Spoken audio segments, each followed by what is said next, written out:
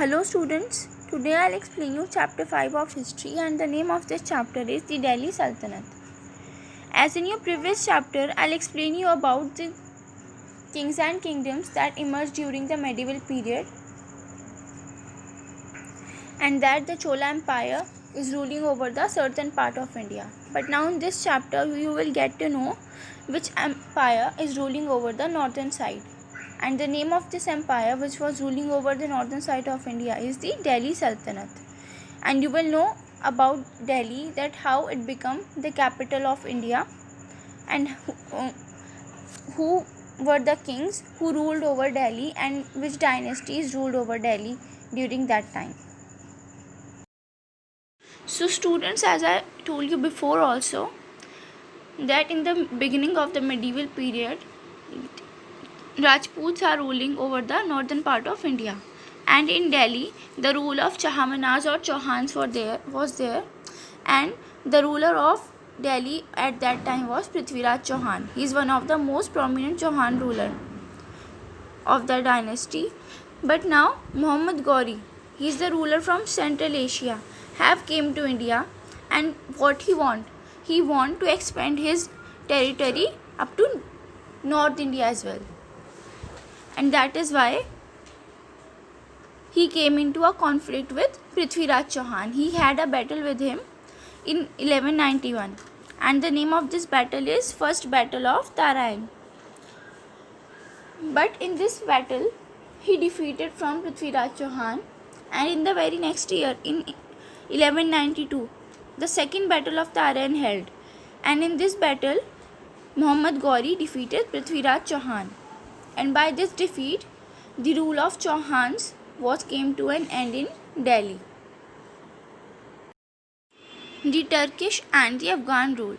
So as Muhammad Ghori was also a Turk, he is from Central Asia, and in Central Asia the rulers are called sultans, and that is why the word Sultanate came from this word, as Delhi has came under the rule of sultans, so that is why they name it as Delhi Sultanate. Now by the 13th century the Sultan of Delhi have expanded their kingdom, and they got the control over vast areas and resources. And now further children, in this chapter now you will know that how they made Delhi a vast empire, and how they transformed Delhi into the capital of the strongest political power in India. And the time from 12,006 to 15,026, this time is known as the Delhi Sultanate, because during this time the sultans were ruling over Delhi, and there are 5 dynasties that were ruling during this period. And these 5 dynasties are: the first one is slave dynasty. So these 5 dynasties are the slave dynasty first. The second one is Khalji dynasty. Third one is Tughlaq dynasty. Fourth is Sayyid dynasty, and the last dynasty, the 5th dynasty, was the Lodi dynasty. And now in this chapter further you will know about all these dynasties and the rulers of these dynasties. So the very first is slave dynasty, which is from 12,006 to 12,090. And this dynasty was heavily dependent on choosing slaves who were trained and in excellence in both military and intellectual spheres. And these slaves often rose up the political military ladder to become the rulers of their land. Now what's the different in this dynasty was that, as in most of the kingdoms, after the king the successor was become his son or maybe sometimes his daughter. But in this dynasty there was a difference, that after the king the ruler who became the ruler was his slave, as Muhammad Ghori is ruling over Delhi. But after his death he was murdered, so after his death his slave Kutubuddin Aibak got the control over Delhi, and he established the dynasty, and this dynasty is known as the slave dynasty. And the rulers who ruled these dynasty were known as Mamluk Sultans of Delhi.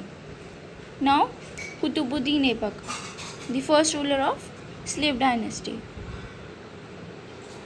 So, as Muhammad Ghori has died, so he left the in charge of territory in control of Qutbuddin Aibak.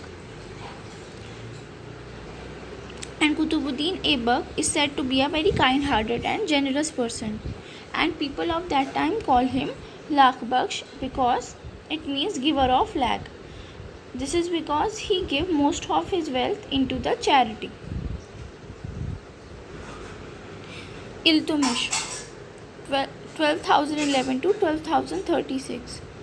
Now, Shamsuddin Iltutmish was also a slave as well as son-in-law of Qutbuddin Aibak, and he is known as to be the real founder of Delhi dynasty because he shifted the governance. The governance of that time was at Lahore, but he shifted down it to Delhi, and by this Delhi has occupied the position as the capital of Hindustan.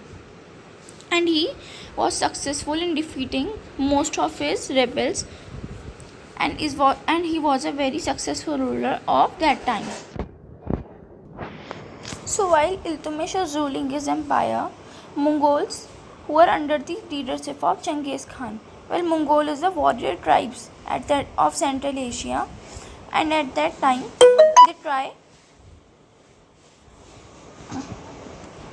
they are trying to appear on the border of India, and to prevent their entry in India, Iltutmish have built a line of fort along the river with Ravi. So that's why Mongols will not be able to come to India, but still they continued to attack, and finally they gained control over western Punjab. Razia Sultan. Razia Sultan was the daughter of Iltutmish, and she was the first Muslim woman to become the ruler of that time, as Iltutmish did not consider any of his sons capable enough to govern the Sultanate. His sons are not capable enough to govern the Sultanate, so hence he declared his daughter Razia Sultan to be his successor, to be the ruler after his death.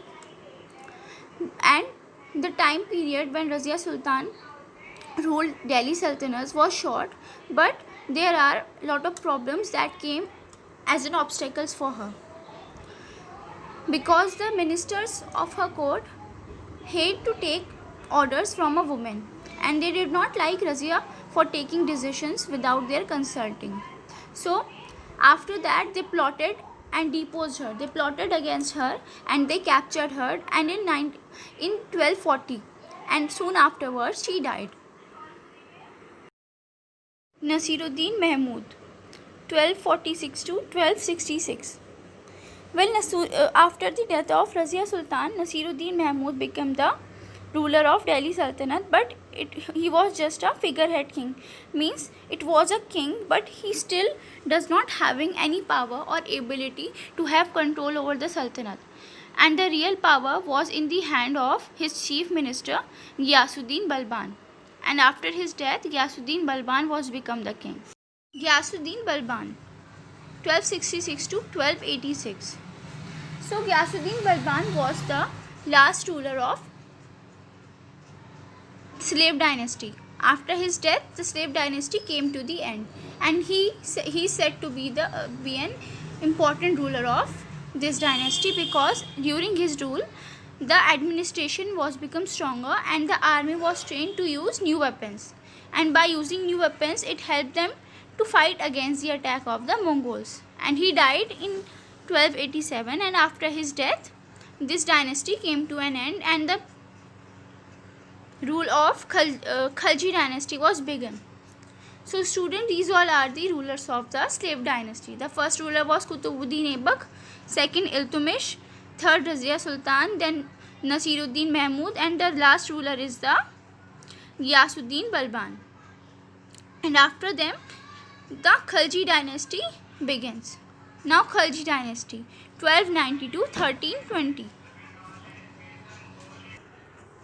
Well, this dynasty ruled for about 30 years at Delhi Sultanate. Well, Balban, Yasuddin Balban, was succeeded by his grandson, and the name of his grandson is Kekubad. But he was not a powerful ruler. He's supposed to be a weak ruler. And in 1290, a powerful noble named Jalaluddin Khalji killed him, and he found his new empire, and he named this dynasty as Khalji dynasty. Now Jalaluddin Khalji, 1290 to 1296. The real name of Jalaluddin Khilji was Firoz Shah, but when he ascended the throne of Delhi Sultanate, Jalaluddin Khilji, and he was a very benevolent ruler, means he was very kind-hearted and friendly ruler, but his administration, his management of his kingdom was always being criticized of being weak. And another important event that took place during his rule was attack of the Mongols. And then Jalaluddin Khalji was treacherously killed by his ambitious nephew Alauddin Khalji. Means he was killed by his own nephew dishonestly. He betrayed him and then killed him. And after his death, he became the 1316. And he is the most powerful ruler of the Khalji dynasty. And he was an ambitious ruler, and as just he became the ruler, he set his goal for establishing all India empire. He want all India to come under his control. Now expansion of the empire. How expand his empire? He captured Gujarat, and he conquered Gujarat and Malwa, and he got the control over western seaports also. And in 1301 and 1303, he captured the fort of Rajasthan and Chittor by sending a large army towards the south under his trusty general. And the trusty general of his army was Malik Kafur. Malik Kafur defeated Yadavas, Kakatiyas, Hoysalas and the Pandyas. They defeated them, and then these kings were defeated. They allowed them to continue their rule, but they have to take Alauddin Khilji as their landlord. Now Alauddin Khilji have given most of the land under cultivation, and he divided these land into different categories, and by this he will receive the fixed tax accordingly to them. Means if the land is more fertile, then the tax of that place is higher, and to get more money, he raised the land tax in the Deob region. Deob region is the region fertile land between Ganga and Yamuna rivers. He start taking 1/2 of the producers of that land, and he also kept a strict check on his nobles. And to keep a check on his officers and to discourage corruption, he introduced a system of getting accounts of his officers audited. Means he had now keeping the accounts of his officers in records, and this system of auditing is followed by Sher Shah Suri and Akbar also.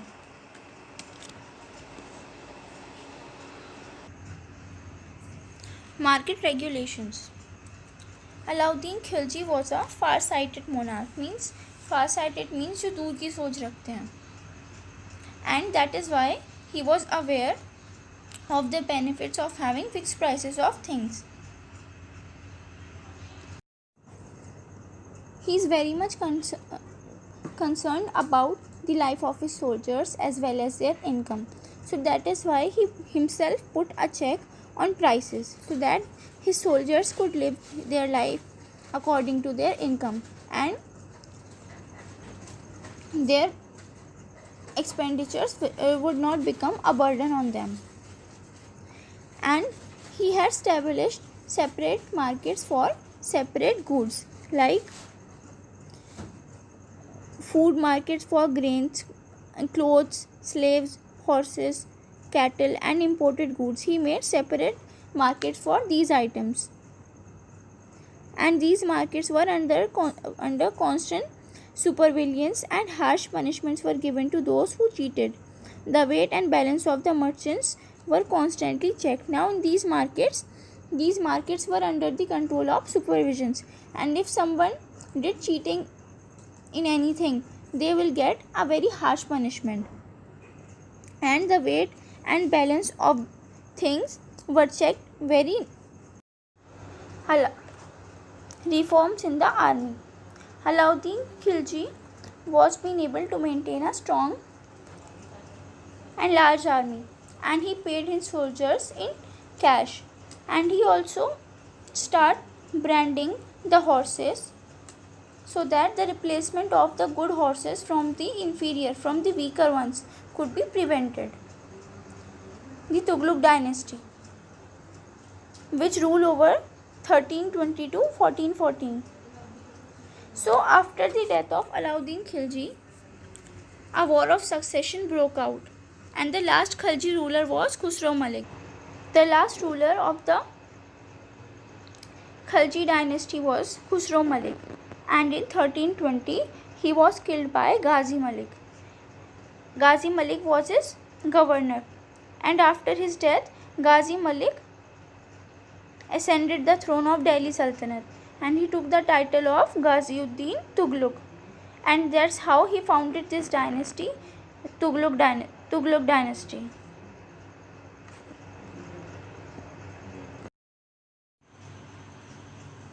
Ghiyasuddin Tughlaq. He ruled the Delhi Sultanate from 1320 to 1325. He was the first ruler of this dynasty, and he put down all his rebellions. He defeated all his rebellions, and he made the Sultanate even stronger.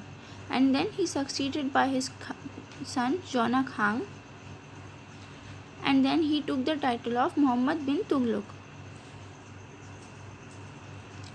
Muhammad bin Tughlaq, 1325 to 1351. Muhammad bin Tughlaq ascended the throne at Tughlaqabad. And Muhammad bin Tughlaq was one of the most educated of all preceding sultans of Delhi Sultanate. From all the sultans who have ruled over the Delhi Sultanate till now, Muhammad bin Tughlaq is one of the most educated ruler from them all. He is well versed. The languages that he knew was Persian, Arabic, Turkish, and even Sanskrit. And he was very much good in the subjects like astronomy, philosophy, maths, medicine, and logic. And during his time of rule, he did many changes, and on the paper, this idea seems to be very sensible, because Daulatabad was the center of his vast empire. But this project fails, and because of two reasons. And the reasons were: the first was when he ordered to shifting down the capital, he ordered the entire population of Delhi to shift to Daulatabad, which create a great hardship to the people. And the second is that it left the western frontiers of the empire to get exposed, and they get attacked from the Mongols. That's how he realized his mistake, and Muhammad bin Tughlaq once again shipped down the capital back to Delhi, and it brings again a great hardship to the people. Now taxation in the Deob. To increase revenue collection, to increase the income, the Sultan raised land tax in Deob region. But when he raised, the timing was not good, as the people are dealing with the hardship during that time. So by raising the tax, he made a mistake, and due to this, many peasants abandoned their land. Some of them revolted, and Sultan now had to withdraw this order. Introduction of token currency. At the time of Muhammad bin Tughlaq, a shortage of silver and gold coins came, and due to this, he issued token currency in copper and brass.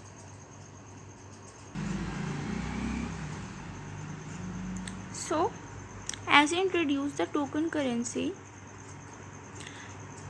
in copper and brass, so the value of copper and brass was less, and due to this the state suffered a huge loss, and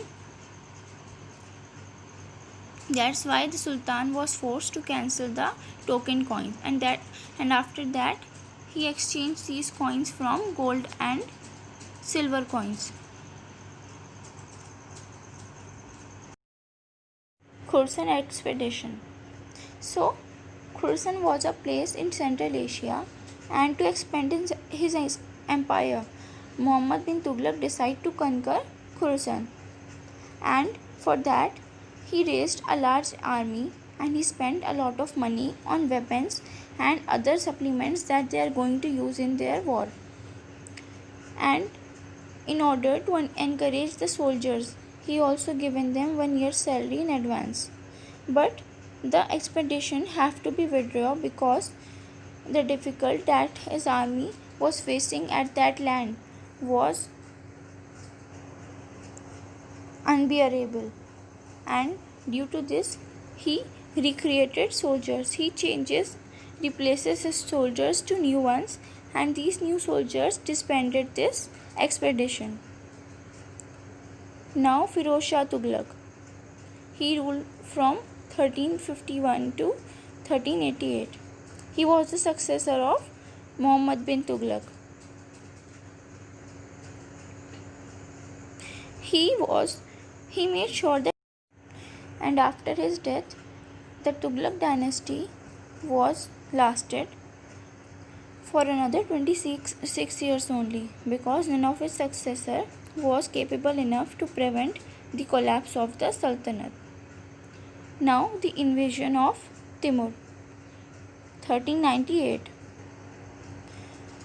In 1398, this was the time, and he belongs from the tribe of Genghis Khan, who was a Mongol, and he too was a Mongol, but later on he embraced Islam. He converted himself into Islam, and when he came to Delhi, he destroyed and left it in ruins, and he also attacked Meerut and Jammu. And from this attack the Tughlaq Empire will never get recovered, and by this the end of the Tughlaq dynasty. After the end of Tughlaq dynasty, the new dynasty had came to rule over the Delhi Sultanate, and this dynasty was the Sayyid dynasty, which ruled from 1414 to 1451. Khizr Khan. Khizr Khan was the first ruler of this dynasty, as he appointed by Taimur to be the governor of Multan, which is in Punjab, and then he took Delhi from Daulat Khan Lodi on May 28, 1414, and that's how he founded the Sayyid dynasty. Now Mubarak Shah Sayyid. Mubarak Shah Sayyid was the son of Khizr Khan. He is said to be the man of vision because he is a very spiritual personality, and he could review the old glory of the Sultanate. It is said that while he is ruling, the old glory of the Delhi Sultanate have came back, but the nobles of that time did not like him, and most of his time he spent in controlling these nobles. Muhammad Shah Sayyid. Muhammad Shah Sayyid was the successor of Mubarak Shah, and he was the nephew of Mubarak Shah. But he is supposed to be a weak ruler, as the nobles become more powerful during that time. Alauddin Alam Shah Sayyid, 1443 to 1451. So just before his death, Muhammad Shah called off his son Alauddin Shah Sayyid from Badon, and he nominated him to become the ruler after his death. But Alauddin Shah voluntarily abdicated the throne, means he formally given up the throne in favor of Bahlul Lodi in 1451, and he left for Badon, and he continued to live there till his death, and he given up his throne to Bahlul Lodi, and that is how the end of the Sayyid dynasty has came, and the rule of Lodi dynasty started with the rule of Balu Lodi. Now the Lodi dynasty 1451 to 1526. So this is supposed to be the last dynasty of the Delhi Sultanate, and in this dynasty there are three main rulers, and the founder of this dynasty was Balu Lodi. Now Balu Lodi 1451 to 1489. Well, Balu Lodi was the first Afghan ruler of Delhi. He is the ruler of the Afghan, but now he is starting ruling at Delhi, and his territory was spread. He spread out his territory across Jaunpur, Gwalior and northern part of Uttar Pradesh. And after that, he appointed his eldest son Barbak Shah as the viceroy of Jaunpur.